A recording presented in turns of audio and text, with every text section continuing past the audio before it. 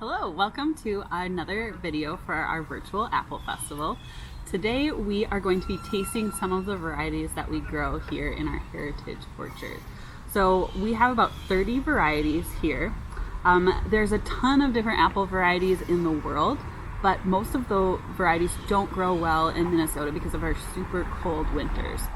The Heritage Orchard at Gibbs Farm contains over 30 varieties of apples, and we are really lucky to have it here because it is a piece of living history that you can see and taste. So our orchard is really here thanks to some wonderful volunteers that give really generously of their time and all of their apple expertise. So we are going to be taste testing 9 different varieties of apples. I'm going to recruit some of my co-workers to see what they think about the different apples.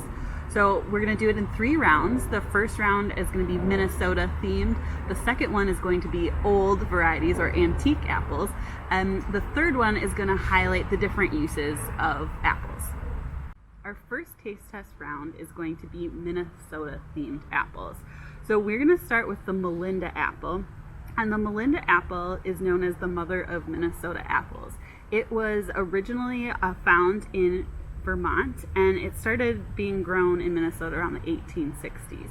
So this is an apple that has been described as pear-like, also undistinguished, and even as an apple with a hint of flavor.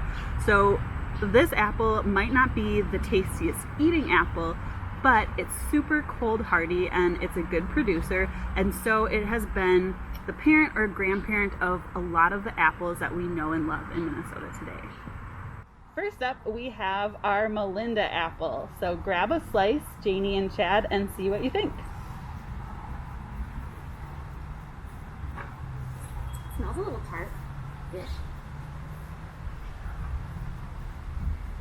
What do you say this was described as an apple with a hint of flavor? Yeah. Yeah. Yeah, it's kind of Absolutely. foam. But it grew in Minnesota early on. Yes, it is very cold hardy, and it lasts even in really cold Minnesota winters. So what do you think? Thumbs up or thumbs down? If you don't need flavor, it's good. But maybe with some caramel syrup or caramel dip. That would make everything taste better. Very true. I would eat my vegetables that way. Chad, what do you think? Well, I'm glad to know that it's the precursor to the Minnesota apple industry, because we have a wonderful apple industry now. I, however, would not cross the street to get one of these or pay anything for it. The flavor is just not there. No. Okay, so next up is my personal favorite. This is the Haralson apple. So the Melinda is one of the parents of the Haralson apple. It is described as very tart, and you can find it in orchards all over Minnesota. So Janie and Chad, do you want to grab a bite? Oh.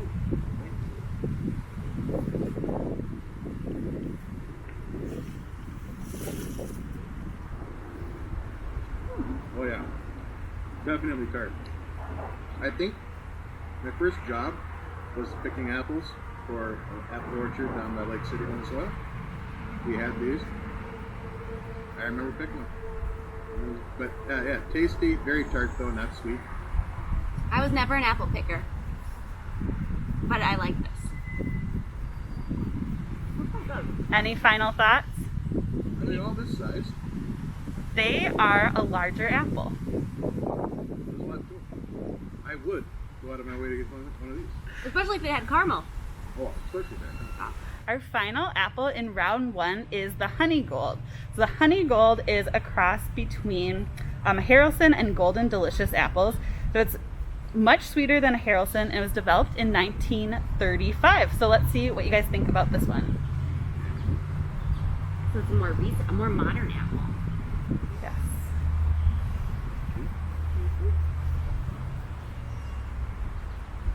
That's much sweeter. Oh yeah. Softer flavor. If that makes any sense. Soft is a flavor. Yeah. I'm Yeah. amazed that these apples are all growing in our apple orchard here at Gibbs Farm. And they turned out beautifully. So, Yeah, this was a great year for apples. It's tasty. So it's a mix of a Golden Delicious and A Harrelson. Harrelson. Okay. You can get the that kind of grainy flavor, mealy a little bit that you get with the Red Delicious. This is better than that. It's tighter, Yeah. but pretty soft. Flavor's good. One of the things I don't care for Red Delicious is that they're so mealy and this is definitely, it's got a little bit of that, but it's not bad. Yeah. The flavor I'd say is better than a Red Delicious, but the texture is relatively similar. So the Perfect. Harrelson's my favorite. Right, our third round, the theme is old apples, and we are starting off with the famous snow apple. It's a great all-around apple and was planted in the U.S. and Canada during the 1700s, especially in French settlements. So we have Sammy and Chad here to give it a try and let us know what you think. So, famous snow apple. Not just famous snow apple. Famous. Okay, interesting. It's fascinating to me. It's got a cloudy skin on it. I don't know, how does it taste over there? It is pretty tart.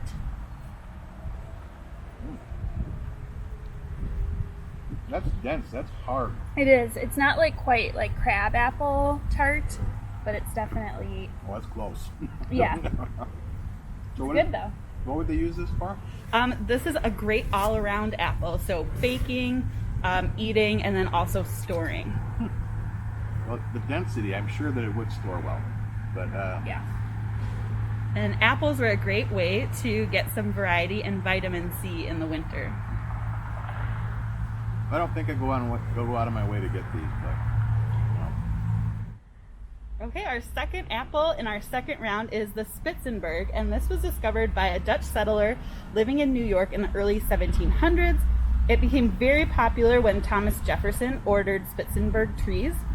It's a great all-around apple, good for baking, storing, and eating, and it has been described as spicy. So let's see what you think.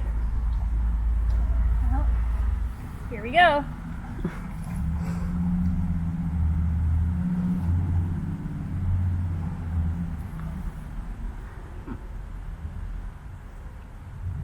and this grows well in Minnesota. Yes. Okay. I don't get the spicy. I'm not feeling it. Nope. What notes do you? It's another tartar apple. Not as tart as the last one we just had. Do you like it better?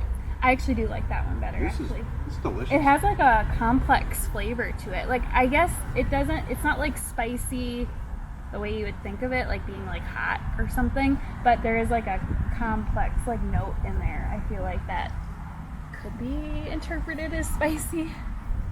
I don't agree. Honestly, it's a little tart at the start, but the more you chew on it, it sweetens up. Yeah. It's really, it's delicious. Okay, and our third apple, we have a white winter pearmain. And this variety has some controversy around it. It's either a relative of an old English apple dating from 1200 AD or a creation of apple breeders in the Midwest. It's an old favorite and a good keeper.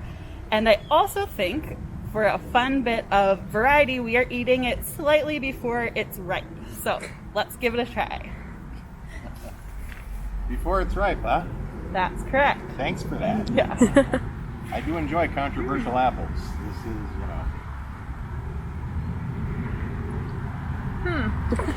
Yep, that's not ripe yet. Yeah, it's like a really interesting texture, kind of hard, but not just like regular apple hard. And then it has like sort of a weird like it kind of like filmy for a minute. Yes. It has a waxy skin as well. You can tell. It absolutely Yeah. does. But I was thinking though that even though these are grown like they're heritage apples, they're older apples, they still have like a lot of flavor. And when you get a lot of apples from the store today, they don't. If you don't get them in season, they really actually don't have a whole lot of flavor. So it's just interesting to see that contrast. You would maybe think like an old apple doesn't have good flavor, but they really do. Well, I would second that. A lot of heirloom plants, apples, corn, other things, you do get better flavor from those seeds. They're not bred for the same kind of things. You have to eat them within a fairly narrow window, which is something they bred out of the stuff. You know, you can eat an apple that's fairly old now and it tastes the same as when it's new. Yeah. That's not the case with these. So this would be a case where if we harvested this right on time, you know, the flavor would be a whole different story. But no, the heirloom varieties, before they've been diluted and combined with other things, definitely have more distinctive flavors. Absolutely. How many varieties do we have in our orchard here, Simon? I think we've got about 30. Okay. So 30 different varieties of apples growing at the Gibbs Farm. Yes, and they're all heritage breeds. Wow. That's impressive. For our third round, we have, I'm Cassidy. And I'm Robert. and they are going to be tasting some different apples that we have growing in the orchard that are used specifically for different things. So up first we have Cox's Orange Pippin, and this variety was first sold in the UK in the 1850s, and it's still really popular as a British apple. So it's tasty for eating, but it's really well known as being a cider apple. So if you guys want to grab a slice and let us know what you think.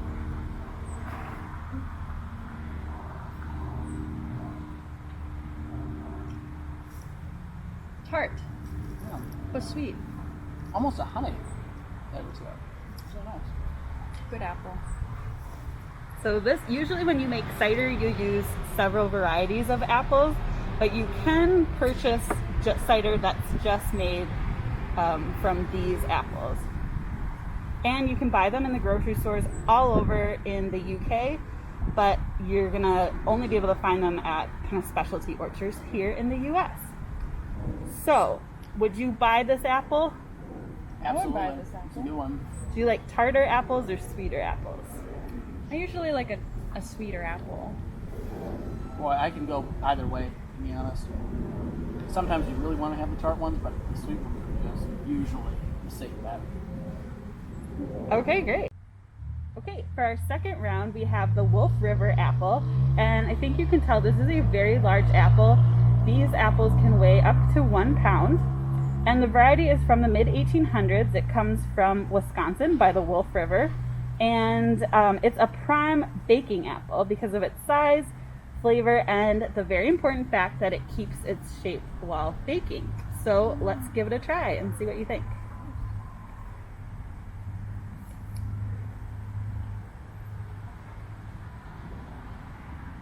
It's not as juicy as the other ones, but I can definitely see where, like, if you were baking and you're like adding sugar and stuff to it, that this would be a good apple. Definitely for apple pie, because this would pick up the flavors of the spice. Yeah. Yeah, it's not on its own. I'd almost say like spongy to like soak up the sugars and the cinnamon from the apple pie. So that is a different texture. Yeah. Yep. I don't want to say like dry, but it's not as juicy as the other ones. Perfect. Yeah, so sometimes they say that you can make a pie out of one of these apples. So it's a good one for that. Our third and final apple of this round is the chestnut crab. It's also developed by the University of Minnesota. These are really great for jams and jellies because they have a lot of natural pectin. So they're also described as good eating apples. They're pretty nutty and crisp. So let's see what you guys think about that.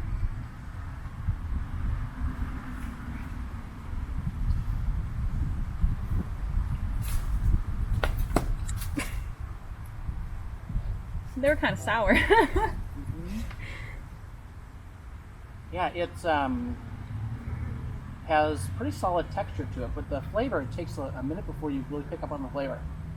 So that makes it kind of interesting, but very similar to crab apples that I've had for sure. Have you tasted a lot of crab apples, Cassidy? Yeah, well, a lot of the crab apples I have were like so sour that can't really eat them anyways. Much sweeter than you would normally expect from a crab apple. I thought it was going to be a little more sour. Have Yeah. you ever had crab apple jam or jelly? I don't know that I've had crab apple. They're apple jams, for Yeah. sure, but they might be using that to make them anyway. Yeah, they might. Okay, any final thoughts on this apple? I think this one might be my favorite. It's very good. very small though, so you have to get quite a big bunch of them. You're gonna feed family. Yes, they are. They grow a ton of apples on each tree, so it's a pretty popular one. And crab apples get less bugs and diseases than other apples, so it's kind of a good one. They're also very popular with deer. So you gotta fence it off if you have it in your orchard. Okay, and then do you guys have any final thoughts about the apples in these rounds? They're a great 3, and then also nice variety. So it wasn't like we were trying to compare 3 that were exactly the same. So I appreciate Multi-purpose that. apples. Think about what you're gonna do with them. Yeah. Okay, thank you guys. Yeah.